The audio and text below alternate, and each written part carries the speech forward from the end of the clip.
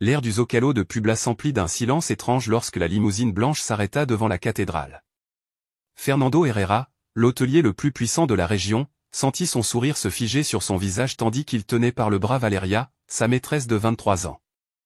Les centaines de touristes et de habitants de Puebla qui emplissaient la place principale se tournèrent comme un seul homme vers le véhicule, ignorant complètement l'homme qui, jusqu'à ce moment, avait cru être le centre d'attention. La porte de la limousine s'ouvrit lentement et une femme en descendit, une femme qui allait changer à jamais le cours de cet après-midi dominical. Fernando Herrera avait construit son empire hôtelier à partir de rien, transformant de petites auberges familiales en une chaîne d'hôtels-boutiques qui s'étendait dans tout le centre historique de Puebla. À 48 ans, ses cheveux noirs parfaitement gominés, ses costumes italiens faits sur mesure et sa Rolex en or faisaient de lui la personnification de la réussite entrepreneuriale à Puebla. Son sourire blanc et calculé avait séduit les investisseurs politiques locaux et, selon lui, toutes les femmes qui croisaient son chemin. L'hôtel Herrera, son fleuron situé dans une demeure coloniale du Xe siècle en face du Zocalo, était plus qu'une entreprise, c'était son trône d'où il observait son royaume. Depuis la terrasse de la suite présidentielle, Fernando pouvait voir toute la place principale, les vendeurs ambulants, les mariachis, les familles se promenant le dimanche, et il se sentait comme un seigneur féodal moderne qui contrôlait le cœur touristique de l'une des plus belles villes du Mexique. Valeria Sanchez, sa compagne de cet après-midi, représentait tout ce que Fernando croyait mériter, la jeunesse, la beauté et l'admiration inconditionnelle. Avec ses 23 ans, ses jambes infinies mises en valeur par une robe noire moulante, ses cheveux blonds teints qui contrastaient avec ses yeux verts et un rire cristallin qui faisait se retourner tous les hommes dans la rue, Valeria était le trophée parfait pour un homme qui mesurait son succès à l'envie qu'il suscitait chez les autres. Elle travaillait comme influenceuse de mode avec 150 000 abonnés sur Instagram qui documentaient religieusement chaque dîner coûteux, chaque voyage sur des plages paradisiaques et chaque cadeau de marque que Fernando lui offrait. La relation avait commencé il y a 6 mois, lorsque Valeria était arrivée à l'hôtel Herrera pour une séance photo.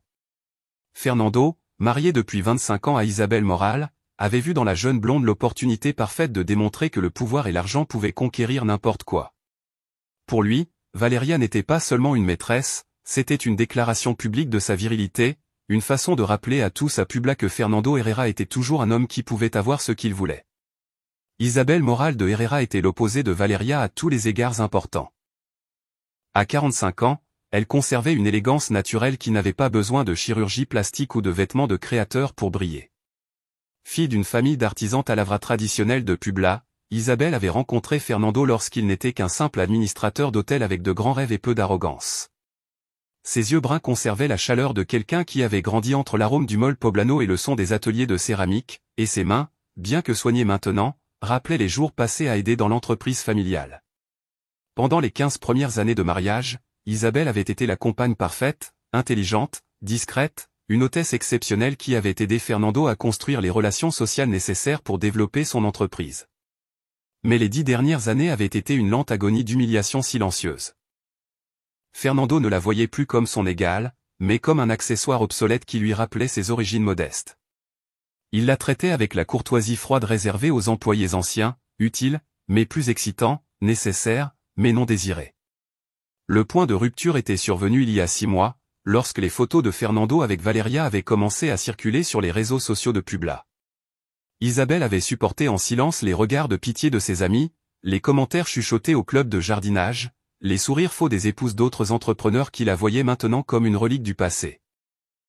Mais ce dimanche matin, lorsque Fernando annonça qu'il allait faire visiter la ville à une cliente importante, Isabelle sut qu'il était temps de prendre une décision qui changerait tout. Le plan de Fernando pour cet après-midi dominical avait été méticuleusement calculé pour maximiser son exposition publique avec Valeria.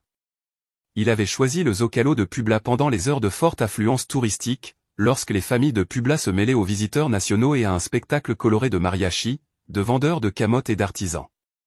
Pour Fernando, il n'existait pas de scène plus parfaite pour démontrer son pouvoir. Lui, le roi hôtelier de Puebla, se promenant avec un mannequin que tout homme pourrait envier. Vêtu d'un costume en lin blanc qui avait coûté plus que le salaire mensuel de ses employés, Fernando marchait sous les arcades de la place principale avec Valeria au bras, s'arrêtant stratégiquement à chaque endroit où il savait qu'il serait vu et photographié. « Mon amour », lui disait Valeria d'une voix suffisamment forte pour que les passants entendent, « cet hôtel est à moi et celui-là aussi, je suis pratiquement propriétaire de tout ce que tu vois sur cette place. » Ces paroles visaient non seulement à impressionner sa compagne, mais aussi à rappeler à tous les habitants de Publa qui commandaient dans leur ville. L'humiliation publique d'Isabelle avait commencé bien avant cet après-midi. Au cours des 6 derniers mois, Fernando avait été de plus en plus effronté dans sa relation extra-conjugale, emmenant Valeria dans des restaurants où il savait qu'il rencontrerait des connaissances, la présentant lors d'événements sociaux comme sa conseillère en marketing avec un sourire qui ne trompait personne. Le comble avait été la semaine précédente, lorsque les réseaux sociaux de Publa s'étaient remplis de photos de Fernando et Valeria à Acapulco, pendant ce qu'il avait décrit à Isabelle comme un voyage d'affaires urgent. Les amis d'Isabelle, ces dames de la haute société de Publa qui se réunissaient tous les jeudis au club de campagne, avaient progressivement cessé de l'inviter à leurs réunions. Ce n'était pas de la méchanceté délibérée, se disait-elle, mais l'inconfort de ne pas savoir comment se comporter face à une femme dont le mari l'humiliait publiquement sans aucune dissimulation. Pauvre Isabelle, commentait-elle à voix basse pendant leur partie de canasta. Fernando n'a plus de limite. Hier, je les ai vus dîner au Royalty et elle ressemblait à une adolescente avec son argent. Le cercle social de Fernando, au contraire, l'avait accueilli avec l'admiration envieuse qu'il recherchait. Ses associés entrepreneurs, ces hommes d'âge moyen qui dirigeaient des entreprises de construction, des restaurants et des grands magasins, le voyaient comme le héros qui avait réussi ce que beaucoup rêvaient, maintenir la stabilité économique du mariage tout en profitant des délices d'une relation avec une femme jeune et belle. Fernando sait vivre, commentait Rodrigo Espinosa, propriétaire du concessionnaire automobile le plus important de Publa, lors de ses réunions au club de golf. Il a le meilleur des deux mondes, l'expérience d'Isabelle pour les affaires sérieuses et la jeunesse de Valeria pour le plaisir.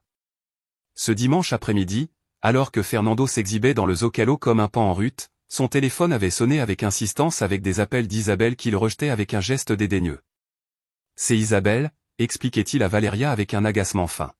« Tu sais comment sont les épouses, elles ont toujours besoin de quelque chose quand on est occupé à des choses importantes. » Valeria riait de ce rire entraîné de celle qui a appris que son travail est de faire sentir important les hommes qui l'entretiennent, sans comprendre complètement le mal qu'elle contribuait à infliger. L'arrogance de Fernando atteignit son apogée lorsqu'il décida d'entrer dans la cathédrale de Publa avec Valeria au bras, non pas par dévotion religieuse, mais parce qu'il savait que c'était l'endroit où le plus de familles de Publa se rassemblaient le dimanche après-midi. Il traversa la nef centrale de la cathédrale baroque la plus importante de l'État, comme s'il en était le propriétaire, saluant avec des gestes impériaux des connaissances qu'il observait avec un mélange d'admiration et de désapprobation morale. Pour Fernando, même la maison de Dieu était une scène de plus pour son spectacle de pouvoir et de conquête. La décision d'Isabelle de confronter publiquement Fernando n'était pas née de la colère ou du dépit, mais d'une clarté mentale qu'elle avait construite pendant des mois d'humiliation silencieuse. Ce matin-là, après que Fernando eut quitté la maison avec l'excuse absurde de faire visiter la ville à une cliente, Isabelle s'était regardée dans le miroir de son dressing et avait vu une femme qui avait permis qu'on lui vole non seulement sa dignité, mais sa propre identité. Pendant 25 ans de mariage, Isabelle avait été la force silencieuse derrière le succès de Fernando. C'était elle qui avait conçu les intérieurs des premiers hôtels, qui avait établi les relations avec les fournisseurs locaux, qui avait créé les menus qui combinaient la gastronomie traditionnelle de Publa avec les attentes des touristes internationaux. Alors que Fernando s'attribuait tout le mérite public, Isabelle avait travaillé dans l'ombre, transformant ses hôtels en expériences authentiques que les concurrents essayaient vainement d'imiter. Mais au-delà de sa contribution professionnelle, Isabelle avait été l'architecte social de l'ascension de Fernando. C'était elle qui avait cultivé les bonnes amitiés, qui avait organisé les dîners où les affaires les plus importantes étaient conclues, qui avait su naviguer dans le réseau complexe de relations familiales qui caractérise les villes coloniales mexicaines. Fernando avait conquis Publa non seulement avec de l'argent, mais avec la légitimité sociale qu'Isabelle lui avait apportée grâce à son nom de famille, ses relations familiales et sa connaissance approfondie de l'idiosyncrasie de Publa. La goutte qui a fait déborder le vase n'avait pas été de découvrir l'infidélité de Fernando. Elle le savait depuis le premier jour, mais de voir les photos d'Acapulco où Fernando présentait Valeria sur ses réseaux sociaux comme « ma belle compagne de voyage ». Cette description chargée de possession et de fierté avait montré à Isabelle que Fernando ne l'avait pas seulement trahi, il l'avait remplacé publiquement, transformant son mariage en un mensonge que tout Publa pouvait voir, sauf elle. Ce dimanche matin, Isabelle avait pris une décision qui exigeait plus de courage que n'importe quel acte de Fernando dans toute sa vie. Elle allait réclamer publiquement sa place. Non pas comme l'épouse humiliée qui supplie pour attirer l'attention, mais comme la femme puissante qui avait construit un empire aux côtés d'un homme qui avait oublié d'où il venait. Son plan était simple, mais dévastateur. Si Fernando voulait s'exhiber en public avec sa maîtresse, elle lui donnerait un spectacle qu'il n'oublierait jamais. Isabelle avait appelé son cousin Arturo, propriétaire de l'entreprise de limousine la plus exclusive de Publa, celle qui assurait le transport pour les mariages de la haute société et les visites de politiciens importants. Arturo lui avait dit d'une voix sereine qui cachait une détermination d'acier, « J'ai besoin que tu me fasses une faveur qui fera jaser Publa pendant des années. » Lorsqu'elle lui expliqua son plan, Arturo garda le silence pendant un moment avant de répondre, « Cousine, ça va être légendaire, compte sur moi. » Isabelle avait consacré le reste de la matinée à se préparer pour la bataille la plus importante de sa vie conjugale. Elle avait mis sa robe bleu marine de créateur, celle qu'elle avait portée lors de l'inauguration de l'hôtel Herrera il y a 10 ans, lorsqu'elle était encore considérée comme l'épouse du roi hôtelier de Publa. Ses bijoux étaient les perles de sa grand-mère, héritées par des générations de femmes de Publa qui avaient su conserver leur dignité à des époques bien plus difficiles. Son maquillage était parfait, mais discret, et ses cheveux étaient relevés en un chignon qui rehaussait l'élégance naturelle que Fernando avait cessé de valoriser, mais que tout Publa se souvenait. Avant de quitter la maison, Isabelle avait passé un appel qui changerait à jamais la dynamique sociale de la ville. Elle avait contacté Esperanza Villanueva, chroniqueuse mondaine du journal le plus important de Publa et belle-sœur du maire. Esperanza lui avait dit, « Si tu veux l'exclusivité de l'année, je te suggère d'être sur le Zocalo cet après-midi avec ton photographe, je te promets que tu auras de la matière pour une semaine de chronique. » Esperanza, avec son instinct journalistique aiguisé par 20 ans de couverture des scandales de la haute société de Publa, avait immédiatement compris que quelque chose d'important allait se produire. À 15 heures, le Zocalo de Publa bouillonnait de l'activité typique des dimanches de Publa. Des familles entières se rassemblaient autour des mariachis qui interprétaient des chansons de José Alfredo Jiménez. Des enfants poursuivaient des pigeons entre les fontaines coloniales et des touristes avec des appareils photo capturaient la majesté de la cathédrale et des bâtiments vice-royaux qui entouraient la place. Au milieu de toute cette humanité colorée et festive, Fernando Herrera se déplaçait comme un empereur romain, exhibant sa possession la plus précieuse. Valeria, consciente de son rôle de trophée vivant, avait perfectionné l'art de marcher comme si elle était sur un podium permanent. Ses talons de 10 cm résonnaient sur les pavés coloniaux avec un rythme calculé pour attirer les regards, tandis que sa robe noire se mouvait à chaque pas comme une invitation visuelle qu'aucun homme sur la place ne pouvait ignorer.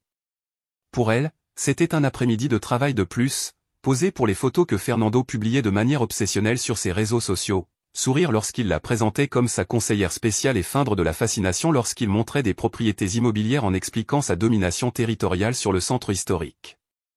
Fernando avait soigneusement choisi son itinéraire sur la place pour maximiser les rencontres fortuites avec des connaissances et des concurrents. Il s'était d'abord arrêté à la Fonda de Santa Clara, le restaurant le plus traditionnel de Publa, où Fernando avait salué chaleureusement le propriétaire tout en gardant Valeria collée à son bras comme une extension décorative de son pouvoir.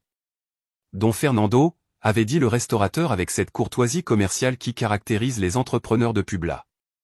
Quel plaisir de vous voir ici avec la demoiselle. Le mot demoiselle était chargé de sens, une manière polie d'éviter les complications sociales, de reconnaître officiellement la maîtresse de l'homme le plus puissant du secteur hôtelier. La rencontre suivante avait eu lieu avec toute la famille Espinosa. Rodrigo, son partenaire dans plusieurs entreprises, accompagné de sa femme Maria Elena et de leurs 3 enfants adolescents. La salutation avait été inconfortable, mais prévisible. Rodrigo avait serré la main de Fernando avec la camaraderie de celui qui partage des secrets masculins, tandis que Maria Elena avait salué Valeria avec cette courtoisie glaciale que les femmes de la société réservent aux menaces à leur ordre établi. Les enfants Espinosa, natifs du numérique entraînés à capturer des moments pour les réseaux sociaux, avaient discrètement documenté la rencontre, s'assurant que les images circuleraient dans tout Publa avant la tombée de la nuit. L'arrogance de Fernando avait atteint des niveaux stratosphériques lorsqu'il décida de s'asseoir avec Valeria sur la terrasse du Café del Zocalo, le lieu de rencontre préféré de l'intelligentsia de Publa et des touristes européens à la recherche d'expériences authentiques. Depuis cet emplacement privilégié, Fernando pouvait observer toute la place comme un général contemplant son champ de bataille, montrant à Valeria chaque hôtel, chaque restaurant, chaque entreprise qui était sous son influence directe ou indirecte. « Tu vois cette construction ?» lui demandait-il en pointant du doigt un bâtiment colonial en restauration. « Ce sera mon prochain hôtel-boutique, dans 2 ans, je contrôlerai tout le côté et du Zocalo. » Valeria, entraînée à l'art d'être le public parfait, répondait par des exclamations d'admiration qui sonnaient sincères, mais étaient vides d'intérêt véritable. Son travail n'était pas de comprendre les affaires de Fernando, mais de lui faire se sentir comme l'homme le plus intelligent et le plus puissant du monde. Chaque fois, quel incroyable amour, et chaque fois, tu es un génie. C'était un investissement dans sa propre sécurité économique, car Valeria avait appris que les hommes puissants paient bien pour l'illusion d'être adorés par des femmes belles. Le moment d'exhibition maximale arriva lorsque Fernando décida de se lever de la table et de faire un tour sur tout le périmètre de la place, saluant des connaissances, présentant Valeria comme sa consultante internationale en hôtellerie et s'assurant que chaque pas était documenté par les photographes touristiques qui rôdaient toujours sur le Zocalo à la recherche de moments pittoresques. Pour Fernando, ce n'était pas seulement un dimanche après-midi, mais une campagne de relations publiques conçue pour établir sa nouvelle réalité sociale. Il n'était plus simplement le mari prospère d'Isabelle Moral, mais l'homme libre qui pouvait conquérir n'importe quelle femme qu'il désirait. Ce que Fernando ne savait pas, c'est qu'Esperanza Villanueva, la chroniqueuse mondaine, était arrivée sur le Zocalo une heure plus tôt et avait méticuleusement documenté chacun de ses mouvements depuis une table stratégiquement située dans le portail Hidalgo. Son photographe, un vétéran de 20 ans qui couvrait des événements sociaux à Puebla, avait capturé sous tous les angles le spectacle de Fernando, exhibant sa maîtresse comme un chasseur montrant son trophée le plus précieux. Mais Esperanza savait, d'après sa conversation matinale avec Isabelle, que le véritable spectacle allait commencer à 16h30, lorsque le soleil commencerait à projeter les ombres dorées qui transforment le Zocalo de Puebla en une carte postale parfaite. Un murmure étrange commença à se répandre sur la place principale. Les mariachis interrompirent momentanément leur interprétation de Cielito Lindo. Les vendeurs de ballons cessèrent de crier leurs marchandises et les familles qui se promenaient tranquillement s'arrêtèrent comme si elles avaient perçu un changement invisible dans l'atmosphère dominicale. Le premier signe qu'il allait se passer quelque chose d'extraordinaire fut l'arrivée de la limousine blanche qui s'arrêta doucement devant l'entrée principale de la cathédrale. Il n'était pas inhabituel de voir des véhicules de luxe dans le centre historique de Puebla. La ville accueillait régulièrement des politiciens, des entrepreneurs étrangers et des célébrités qui visitaient ces hôtels de charme. Mais il y avait quelque chose de différent dans la manière dont cette limousine se positionnait, comme si elle était le centre d'une scène soigneusement préparée. Fernando, qui à ce moment-là expliquait à Valeria l'histoire architecturale des portails coloniaux, depuis sa position privilégiée sur la terrasse du café, ressentit une étrange inquiétude qu'il ne sut pas identifier immédiatement. C'était comme lorsque les animaux perçoivent un tremblement de terre avant que les humains ne ressentent les vibrations, quelque chose dans l'environnement avait changé, quelque chose que son instinct de survie sociale commençait à détecter comme une menace potentielle à son exposition de pouvoir. Valeria, complètement étrangère aux subtilités de la politique sociale de Puebla, continua de sourire et de poser pour les photos que Fernando insistait à prendre toutes les 5 minutes. Pour elle, les dimanches sur le Zocalo étaient des occasions de créer du contenu pour ses réseaux sociaux, des selfies avec la cathédrale en arrière-plan, des vidéos montrant sa tenue du jour contre les peintures murales coloniales, des stories Instagram documentant sa vie de luxe aux côtés de l'entrepreneur le plus prospère de Puebla. Son monde se limitait aux likes, aux commentaires et à la validation constante de ses followers, sans percevoir les courants souterrains de pouvoir qui se déplaçaient autour d'elle. Esperanza Villanueva, depuis son poste d'observation sur le portail Hidalgo, avait vu arriver la limousine avec l'excitation d'un chasseur qui voit enfin apparaître sa proie la plus convoitée. Pendant 20 ans à couvrir la haute société de Puebla, elle avait été témoin d'infidélité, de divorces scandaleux et de vengeances sociales mémorables, mais elle n'avait jamais eu l'occasion de documenter depuis le début ce qui promettait d'être l'affrontement le plus épique de l'histoire récente des élites de Puebla. Son photographe, alerté par son enthousiasme soudain, commença à préparer son équipement pour capturer ce que son instinct journalistique lui disait être la couverture de sa carrière. Le chauffeur de la limousine, suivant les instructions précises qu'il avait reçues d'Isabelle, descendit du véhicule avec la cérémonie de celui qui est habitué à transporter des personnalités importantes. C'était un homme d'une 50aine d'années, vêtu d'un uniforme impeccable, qui se déplaçait avec la dignité professionnelle qui caractérise ceux qui ont servi la haute société pendant des décennies. Il se dirigea vers la porte arrière du véhicule et s'arrêta, attendant le moment exact qu'Isabelle avait calculé pour maximiser l'impact de son arrivée. Fernando commença à ressentir une inquiétude croissante lorsqu'il remarqua que les regards des passants ne se dirigeaient plus vers lui et Valeria, mais vers la limousine garée devant la cathédrale. Pour la première fois de l'après-midi, il n'était plus le centre d'attention de la place, et cette perte de prestige lui générait une anxiété qu'il n'avait pas ressentie depuis des années. Son instinct d'entrepreneur prospère lui disait que quelque chose n'allait pas, que la scène soigneusement construite pour son exposition personnelle était sur le point d'être interrompue par un facteur qu'il n'avait ni prévu ni contrôlé. Valeria, remarquant le changement dans le comportement de Fernando, suivit son regard vers la limousine et demanda avec cette curiosité superficielle qui caractérise ceux qui vivent en permanence dans le présent. « Amour, qui penses-tu que ce soit ? Un politicien important ? » Fernando ne répondit pas immédiatement parce qu'une partie primitive de son cerveau avait commencé à traiter des signaux d'alarme que son conscient refusait encore de reconnaître. L'air du Zocalo, qui quelques minutes auparavant avait été complice de son triomphe, semblait maintenant chargé d'une électricité qui annonçait l'orage. La porte de la limousine s'ouvrit avec la lenteur dramatique d'une révélation biblique et Isabelle Moral de Herrera en descendit comme une déesse revenant réclamer son temple usurpé. Ce n'était pas l'Isabelle soumise et éclipsée que Publa avait vue ces derniers mois, c'était l'Isabelle originelle, la femme qui avait conquis le cœur de Fernando lorsqu'il n'était qu'un simple administrateur avec de grands rêves, mais maintenant renforcé par 25 ans d'expérience, de douleur et d'une détermination qui brillait dans ses yeux comme du feu liquide. Sa robe bleu marine de créateur n'était pas seulement un vêtement élégant, c'était une déclaration de guerre vêtue de diplomatie. Chaque pli avait été calculé pour projeter le pouvoir sans ostentation, l'élégance sans vulgarité, la dignité sans soumission. Les perles de sa grand-mère, qui avait orné le cou de 4 générations de femmes fortes de Publa, capturaient la lumière dorée de l'après-midi comme de petits soleils annonçant l'aube d'une nouvelle ère. Ses cheveux, relevés en un chignon parfait qui rehaussait la structure aristocratique de son visage, étaient une couronne invisible qui la transformait en reine de son propre destin. Mais ce qui changea véritablement l'atmosphère du Zocalo ne fut pas son apparence, mais la manière dont Isabelle se déplaçait. Elle ne marchait pas, elle flottait au-dessus des pavés coloniaux, comme si chaque pas était une prise de possession territoriale. Elle ne regardait pas les gens, elle les bénissait de son attention, elle ne cherchait pas la reconnaissance, elle la rayonnait de chaque pore de sa peau, comme un champ magnétique qui attirait tous les regards et transformait tout le reste en simple fond de scène. Fernando eut l'impression qu'on lui arrachait l'air des poumons. En 25 ans de mariage, il n'avait jamais vu Isabelle se déplacer avec cette autorité impériale, avec cette présence qui transformait automatiquement toute autre femme dans la pièce en une simple figuration. Pour la première fois depuis des mois, Fernando vit Valeria comme ce qu'elle était réellement, une jeune femme jolie, mais ordinaire, dont la jeunesse et la beauté physique pâlissaient devant la magnificence totale d'une femme qui avait atteint la plénitude de son pouvoir personnel. L'effet de l'apparition d'Isabelle sur la foule du Zocalo fut instantané et dévastateur pour l'ego de Fernando. Des centaines de personnes qui, quelques minutes auparavant, avaient à peine prêté une attention polie au spectacle de Fernando avec sa maîtresse, se tournaient maintenant comme des tournesols vers le soleil d'Isabelle. Les mariachis, avec cet instinct musical qui leur permet de lire les émotions collectives, commencèrent à jouer la Llorona avec une intensité qui transforma la place en un théâtre d'opéra en plein air. Esperanza Villanueva, depuis son poste d'observation, sentit qu'elle venait d'assister au moment qui définirait sa carrière journalistique. Son photographe, un vétéran qui avait documenté des mariages présidentiels et des funérailles de gouverneurs, lui murmura avec une admiration sincère. Esperanza, en 30 ans de métier, je n'ai jamais vu une femme faire une entrée pareille, ça va être historique.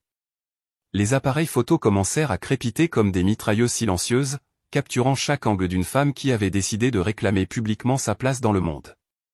Isabelle ne se dirigea pas immédiatement vers Fernando et Valeria. Cela aurait été la stratégie d'une femme désespérée. Au lieu de cela, elle commença une tournée royale de la place, saluant un par un les commerçants, les artisans et les mariachis, qui avaient été témoins de son histoire d'amour avec Fernando au cours des 2 dernières décennies. Doña Carmen, dit-elle à la vendeuse de fleurs qui était sur le Zocalo depuis 30 ans, comment vont vos petits-enfants? La vieille femme, qui avait vu passer les gouvernements et changer les époques depuis son étal de fleurs, répondit les larmes aux yeux, sonora Isabelle, quel plaisir de vous revoir ici, vous nous manquiez déjà. Chaque salutation d'Isabelle était une reconquête territoriale, une manière de rappeler à tout Publa qu'elle n'était pas une intruse dans sa propre ville, mais l'héritière légitime d'une tradition sociale que Fernando avait oubliée, mais qu'elle incarnait naturellement. Les touristes, sans comprendre complètement ce dont ils étaient témoins, mais capables de reconnaître la grandeur quand ils la voyaient, commencèrent à la photographier comme si elle était une célébrité internationale qui avait décidé de bénir leur visite à Publa d'une apparition publique. Valeria, voyant que toute l'attention s'était déplacée vers une femme qu'elle ne reconnaissait pas, mais qui était